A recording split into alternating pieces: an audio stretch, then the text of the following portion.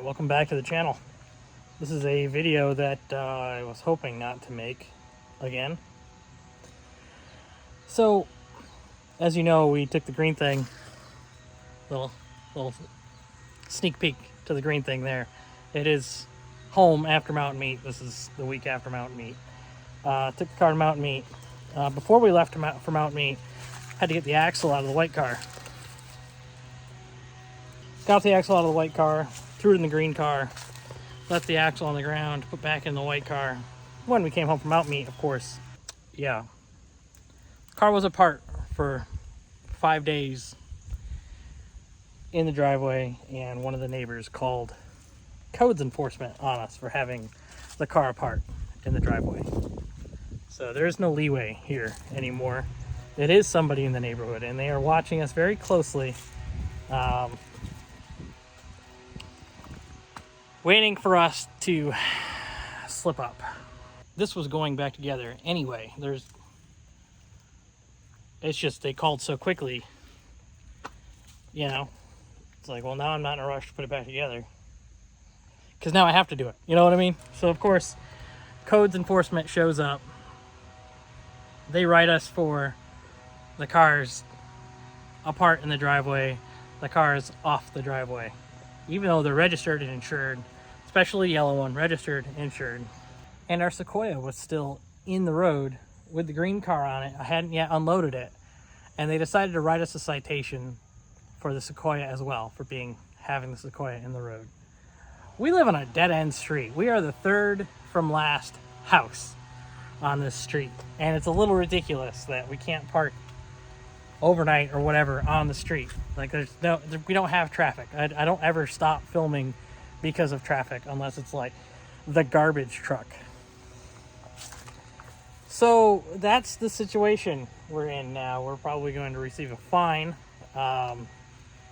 which is great. And that's taking away from editing this weekend, which would have the 242 going to mountain meet. Yeah. I don't know what to do. On top of that, of course, we tore the shed down. You'll notice it's gone. My neighbor's shed is back there.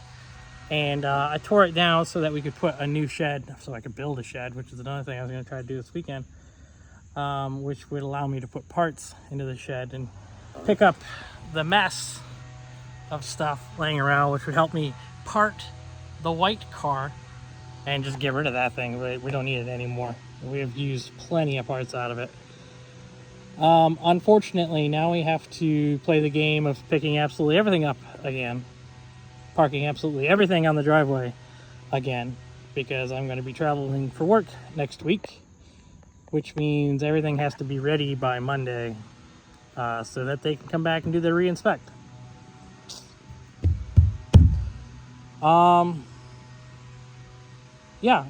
As far as getting a shed or building a shop, that's kind of a two-part issue, right? So I'd love to build a shop right here.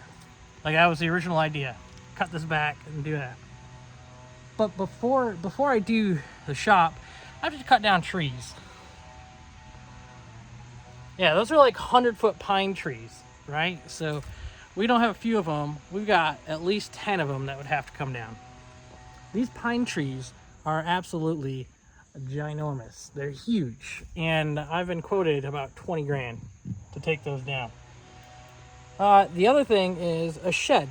I've got a price quoted on a shed picked out. Just gotta have somebody come throw it up, or I can build it myself, and it would go right there. Let me show you the problem with that. The big problem back here is this is not my fence. I don't own that fence at all. That fence looks like garbage. It's coming down. Trees keep falling on it. I have no say in what happens with that fence. Like I said, trees keep falling down. This is a large branch out of this dead tree right here that is not on my property. My property line goes about over to that tree there.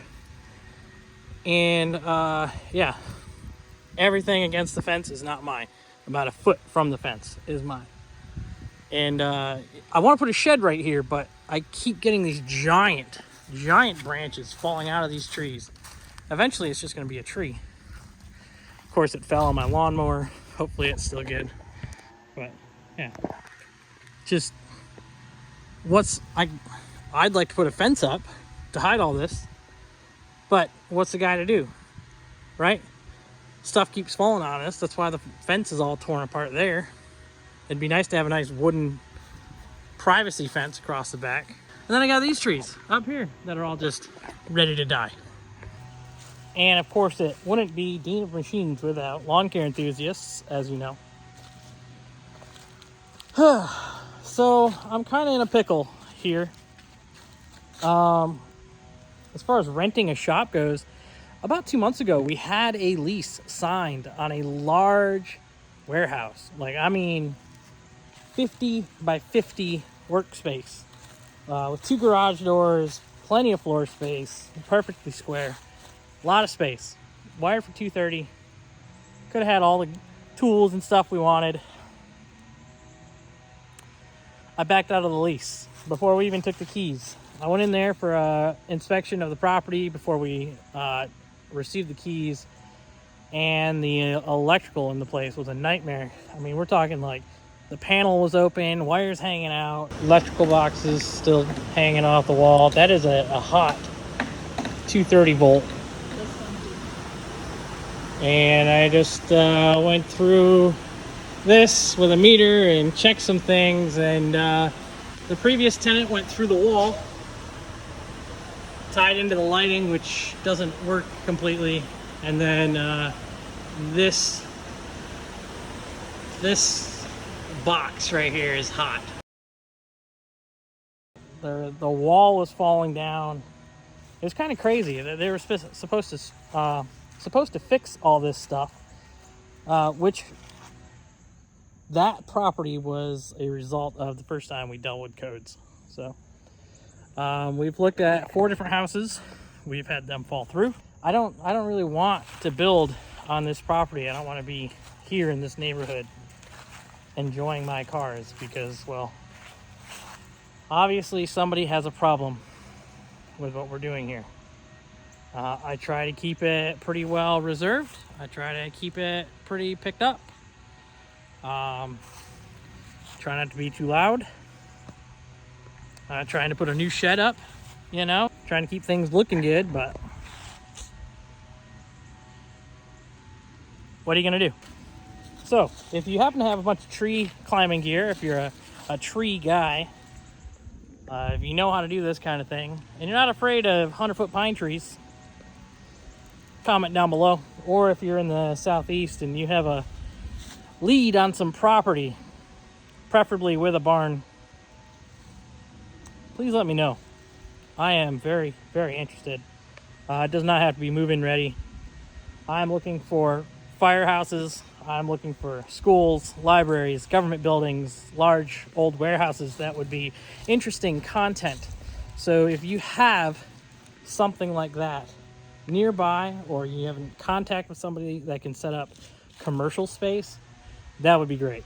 But otherwise, I hope you guys are doing okay. I'm going to get to editing the mountain meat video. That way you have something to watch next weekend. It doesn't go to plan, is what I'm going to say. It doesn't go to plan. I worked on... You know what? You'll just have to wait for the video. Thanks for checking out Dean of Machines. Thanks for hanging around the channel. It's been a rough summer for the channel. Those of you that support the channel financially, greatly appreciate it. How much you get in your garage? You fix something, huh? Have a good night.